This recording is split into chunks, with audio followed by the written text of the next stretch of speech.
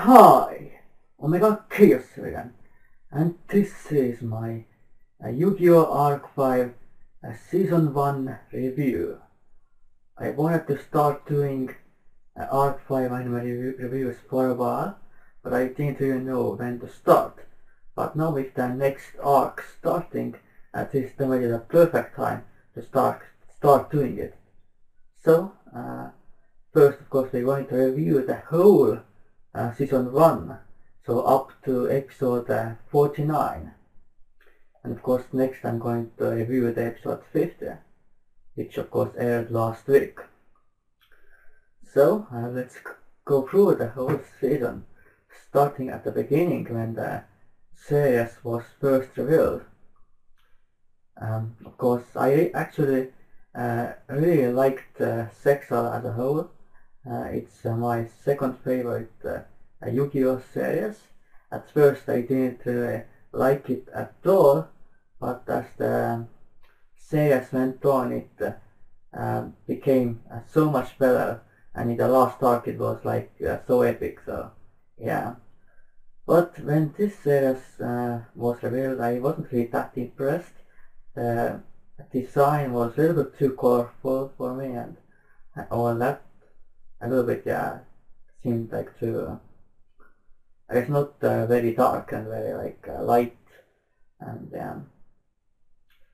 But when the series actually started, first 6 episodes were pretty decent, but not very groundbreaking.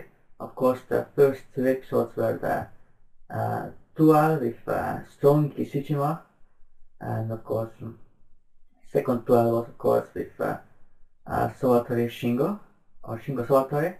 Of course we had a duel in between Yuzu and Yuya, but that was just to show off that Yuya still couldn't properly pendulum summon, of course, because Yuya was actually possessed when Yuya actually first pendulum summoned, of course.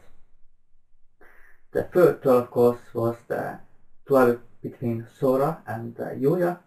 Of course, first appearance of fusion summoning series. Of course, like you know, Arc 5 features all different summoning mechanics like fusion, synchro, exceed, and of course pendulum. So that was pretty decent too as well. But episode 7 was when I realized that this series is becoming really good. This of course was the first appearance of Yuto, and of course first time where Exceed summoning was featured in Arc 5. I really liked the character design of Yuto, looked really epic, and of course his ace monster target when Exceed is also really nice, and yeah, it was really nice to see. So of course now we know that Yuto is from Exceed dimension, but back then we didn't know at all like who is that person, and why is he attacking LDS and all that. So yeah, then of course the next one was the LDS arc with the Masumi, the Gem Knight girl. Then it was Hokuto, who played Constellars, and Yaiba, who played X-Saber. So that was pretty nice to see, like seeing archetypes from actual a real game, the Twilight Terminal Saga. So that was pretty nice. Of course, Gem Knights focus on fusion summoning, Constellars focus on Exceed summoning, and X-Sabers on synchro summoning. So all 3 duels were pretty nice. Of course, Constellar player played against Yuya, Gem Knight duelist played against Yuzu, and the X-Saber user played against Kongetsuka. Of course, Yuya won, Yuzu unfortunately lost, and Yaiba's and Kongetsuka's duel ended up in a tie. So yeah, and then of course after that we saw the first duel between Reiji and Yuya. Well, the duel of course was interrupted because of Shun's attack on LDS. So yeah, and then Yuya wanted to become a pro duelist and wanted to take part in the junior youth championship. So unfortunately, then becomes the little bit bad part of this season, the filler duel. So Yuya could go into the championship. So the first, of course, was the duel between cooking duelist and Michio and Yuya. I didn't really like this duel that much because, of course, it was a filler that I wasn't really impressed by the deck. It seemed more of a joke for me. Same with the next duel, which was the quiz duel, which was pretty much the worst 2 episodes of this season of the series. It was just so terrible. It was just it was quite funny in some parts, but it was kind of lame in my opinion. And then in between those filler duels, we got some plot, I guess, with Yuto and Shun. And then we got, of course, Miaru filler duel, but that was actually pretty good, featuring a ritual summoning for the first time. So that was very nice to see. Too bad we haven't seen ritual summoning at all after that. Mostly because ritual doesn't have its own dimension. Only the extra deck summonings have it. So yeah. In between Miaru's and Koensuke's and Yuya's duel was, of course, duel between Shun and all the 3 duelists from LDS, like which were previously featured, like the Gemini duelist and Kosal duelist and Executor duelist, and pretty much they got completely slaughtered by Rise Falcon, of course. Yeah, it was pretty much one of the most epic duels of the season for sure. Like how Shun ordered Kate with 1600 attack monster, Rise Falcon, of course, yeah. And then we got, of course, Judas and Kongesuke's duel, which was pretty nice as well. Of course, Kongesuke learned Super Summoning from Yaiba. So after that, the Junior Youth Championship started. Of course, Shun actually got into it because after Shun defeated the 3 duelists from LDS, Reishi showed up and they actually made a deal and wanted to work together because of they had the same enemy, which was the Fusion Dimension and Leo Akawa. So yeah, the Junior Youth Championship started, and I think we started with some with the more younger duelists, which were pretty much filler duels as well. First was with the Ayu and Reira, which is of course Reichi's father. But that duel wasn't really that great for me. Then I think we started with Yusu's and Masumi's duel, which was of course very epic. It was rematch, and of course before Yusu learned fusion summoning from Sora, so that was pretty nice. And of course Yusu won thanks to her new cards. And then I think we got a duel between Yuya and Shingo, and that was pretty entertaining. Shingo, of course, that time used the Yosenjus, which is a very interesting archetype and also used in real life. Then after that, I think another really epic duel, and it was, of course, duel between Shun, Kurosaki and Sora, and it was first time where the Lanka mechanic was featured in, and I was so excited about that. I remember reading rumors about new Raider Lanka magics, and I was very excited because I didn't expect a Lanka mechanic to be featured in Arc 5 at all. That's the reason why actually I wanted to create Revolution of Rank Up and replace Memories of Rank Up with. So that one was so epic, and it was just so insane. And of course, Sora lost, but it was mostly because Sora couldn't activate the action magic at the right time. Of course, I forgot to mention that this series focuses around a new, I guess, dueling thing. Like we had riding duel in 5D, so now we have action dueling. So you can just pick up action magics on the field, and of course you also before the duel field spell is activated, and yeah, that's the background, and you can ride with monsters and all that as well, which is pretty interesting. I guess that you can physically interact with your monsters. So then after that was Sora, of course, ended up in the hospital, and then was duel between Yuto and Sora. Of course, again, I really like that now we see more Yuto, and then Yuya interfered in a duel, and then the two dragons, Dark Rebellion and All Days, resonated with each other. But Sora was then sent back to Academia, and then pretty much Yuga appeared, the Synchro duelist from the Synchro dimension, another, I guess, dimensional counterpart of Yuya, because all of them kind of look the same. Or you have similar faces, but their hair and like design is a little bit different.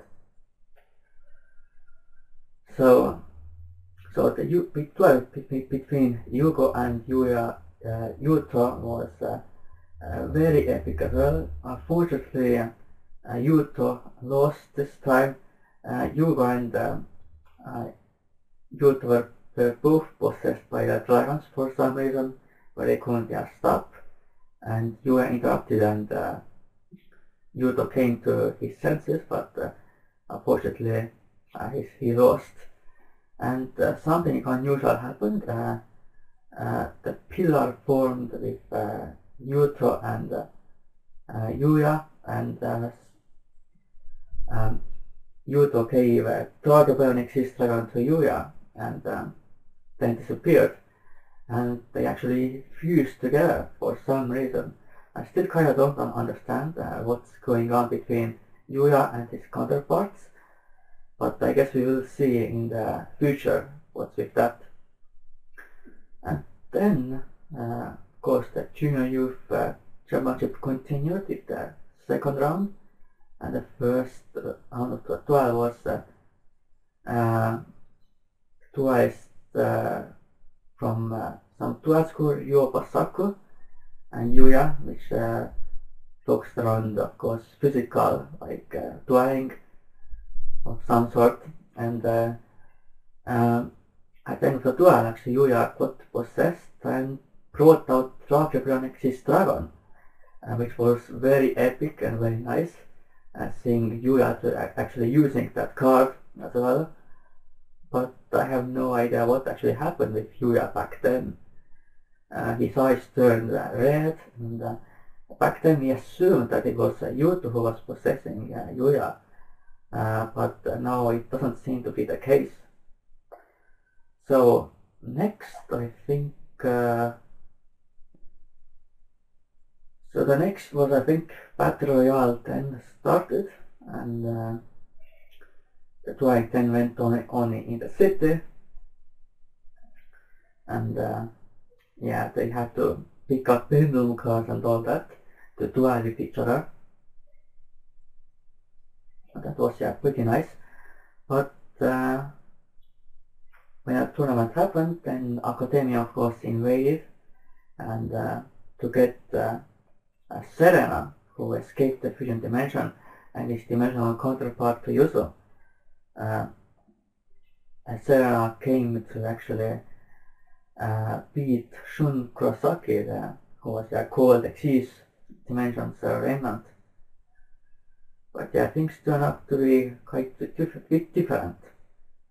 So criminal duelists started to turn duelists into cards, of course, and that enraged Yuya, and Yuya became possessed again, and was completely insanely mad, basically.